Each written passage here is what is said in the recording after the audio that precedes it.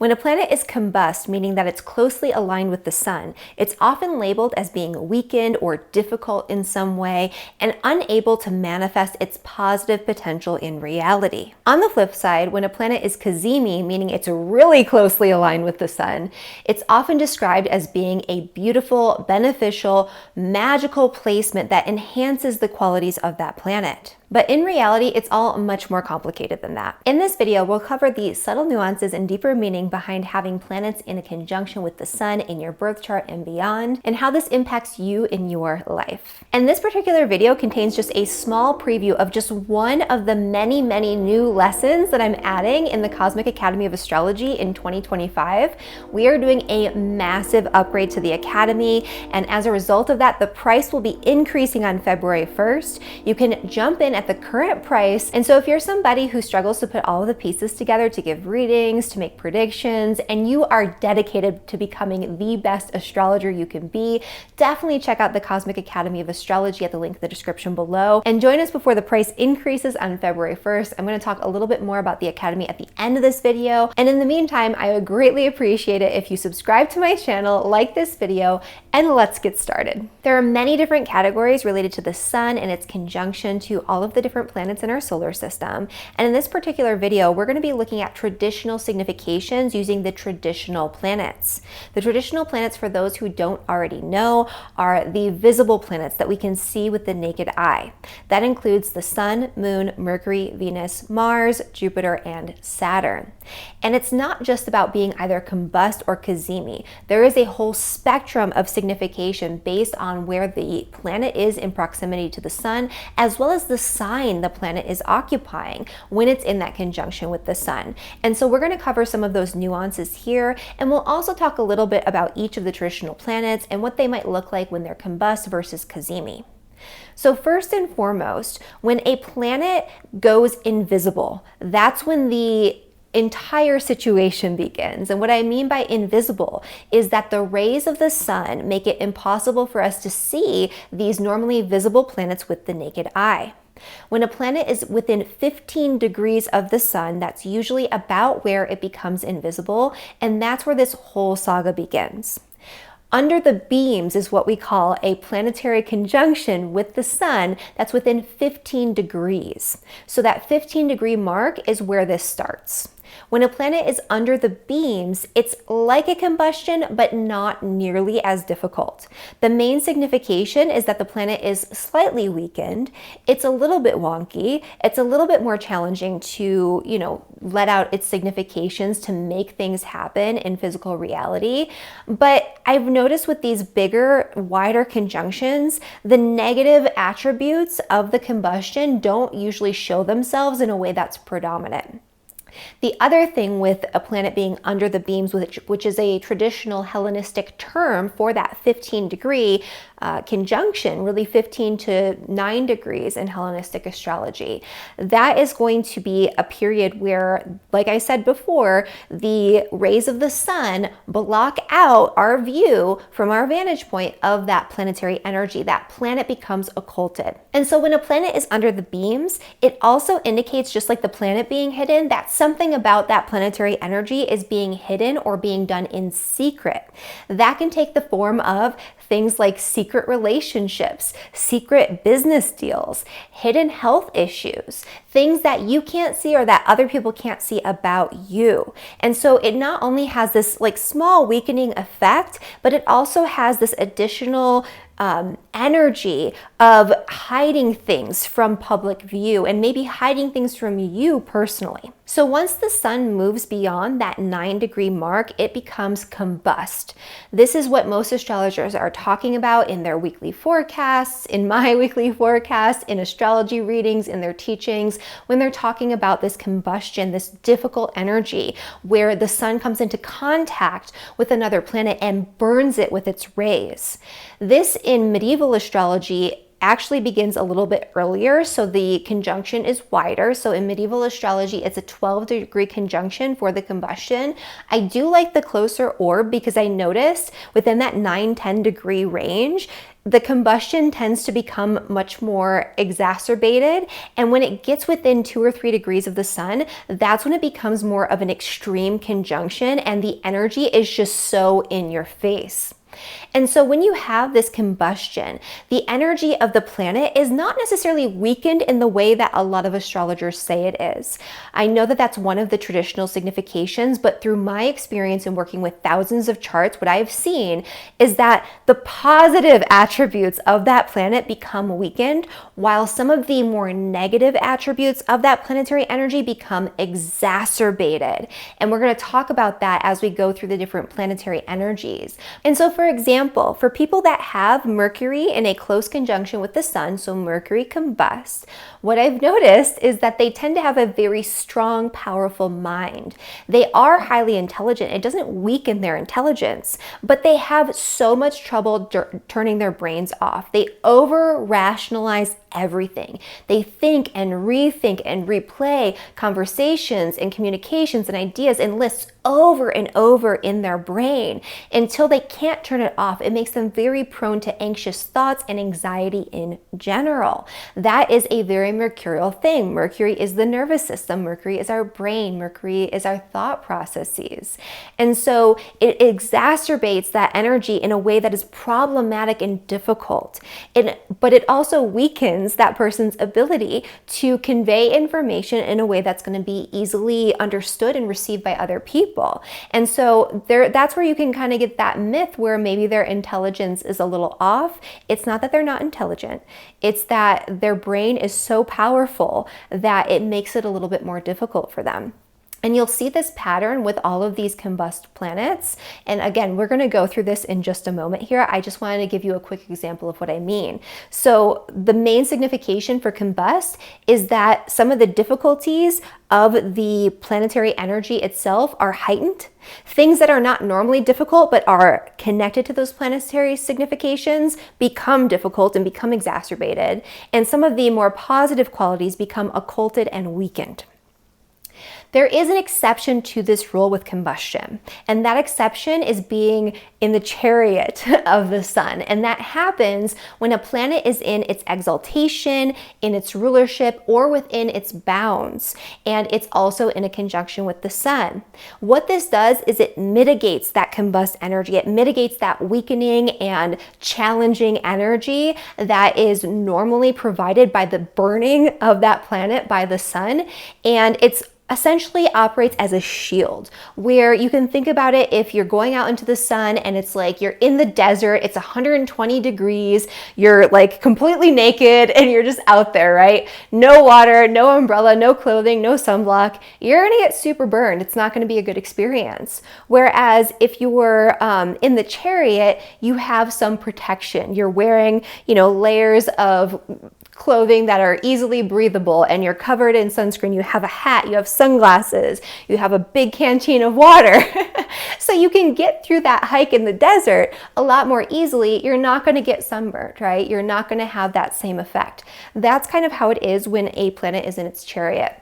And so it doesn't make the planet more positive in any way. It just helps protect it against the negativity that can come from that combustion when the sun is in a conjunction with that planet super exact.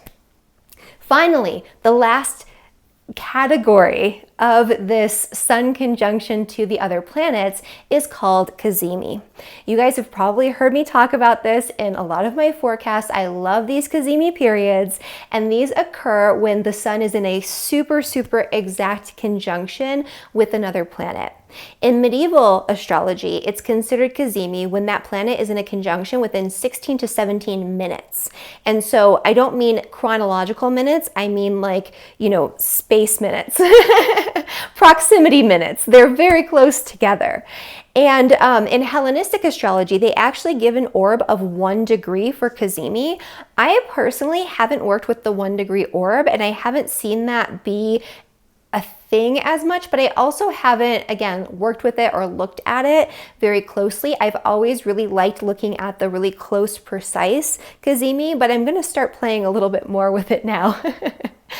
But definitely the closer the conjunction, the closer to exactness, the more magical the energy is. And basically what this does when a planet is Cazimi is it brings together the energy of the planet with the energy of the sun, and it's blessed by the sun's rays. It's enhanced by the sun's rays. It's illuminated by the sun's rays rather than being burned. This is known as being either at the seat of the sun or the heart of the sun. And this is considered to be a very beneficial energy, and it's one that you can utilize even if you don't have it in your chart, because all of the planets, or all of the, I should say, traditional planets will at some point come into this type of conjunction with the sun. And so if you're tracking that, you can take that very small window of time and harness that elevated energy for your own means, for your own ends. And so I love, love, love that too. And so now that you know some of the ins and outs and nuances, which of course we cover in greater detail in my new lesson that I'm releasing in the Cosmic Academy of Astrology, which also gives you all of the background information that you need. But in terms of the planetary energy, we're going to start with the closest planet or astrological planet to the Earth, which is the moon. So when the sun or the moon come together, either Combust or Cazimi, it's going to be a bit of a different energy than with the other planets, because the moon is also a luminary, and this is also a new moon. The moon has these phases that are very visible to us, to the naked eye, that we can track across the month. We have like all of these different cycles, and so the moon operates a little bit differently. So not only do we have this signification of the dark of the moon and the new moon, but it's also going to be Combust and then Cazimi. That's part of the reason why that combustion is part of the reason why the dark phase of the moon and the new moon in general, that like 3-ish day window, is not necessarily considered a positive time to initiate action, to manifest things in physical reality. The moon in traditional astrology is considered a relay station for the energy and the significations of all of the other planets. It takes those signals, it takes those energies, and it transmits and transmutes them into physical form in this reality. When the moon is occulted, when the moon is being burned by the rays of the sun, when the moon is invisible, it doesn't have the energy behind it to actually manifest that and make it happen. And so that's a big part of the reason why that dark of the moon is not the time to initiate. However, it's the time to seed intentions, and the exact time to seed the intentions and to put something out there into the universe that you want to create is that exact precise moment of the new moon when it is Cazimi. And so that's part of the energy of the new moon, of the Combust and the Cazimi.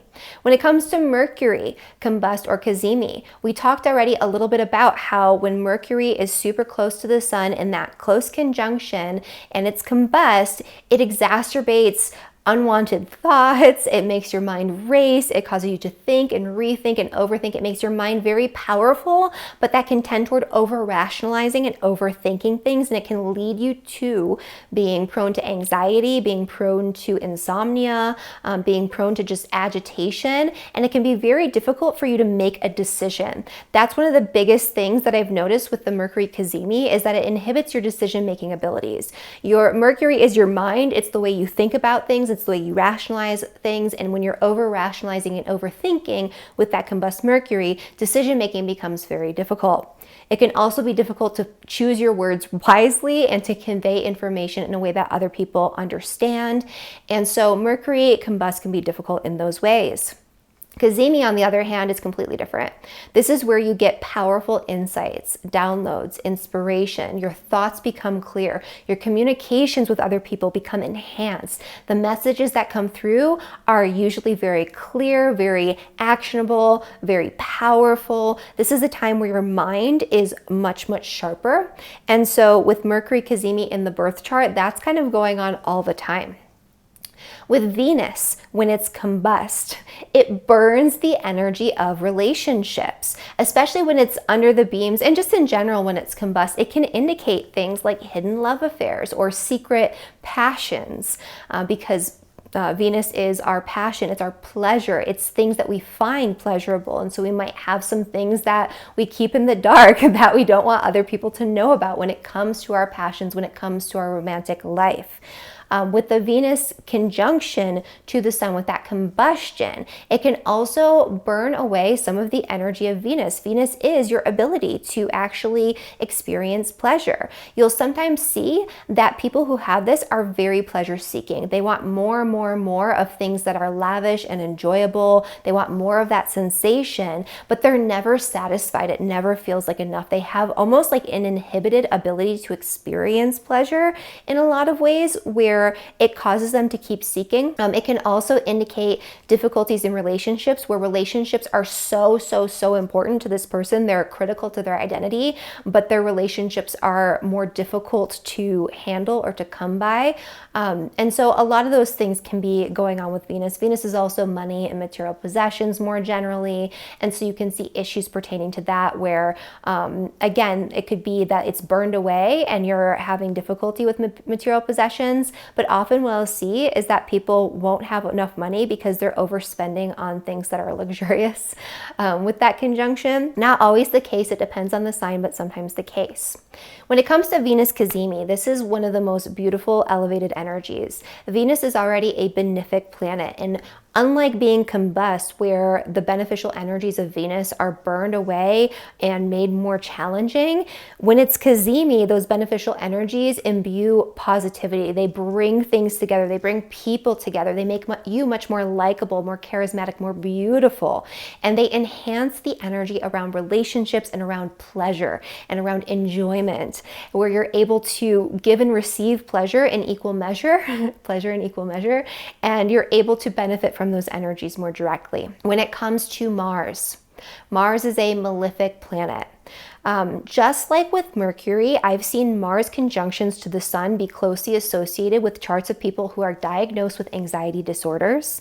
It makes you so you run like super fiery and it's like there's just so much energy, and you have no good way of expressing it or getting it out. It makes it very difficult for you to actually take action on something and see it all the way through. These are people that are always taking action, but they're doing it impulsively. They're doing it in a way that's very abrasive, where they're bulldozing over other people, they're initiating action, and then they're having to stop for whatever reason, either because the energy fizzles out, or they come into some sort of resistance, or they've done something, maybe a misstep because they were too impulsive. There's a lot of energy around impulsivity there.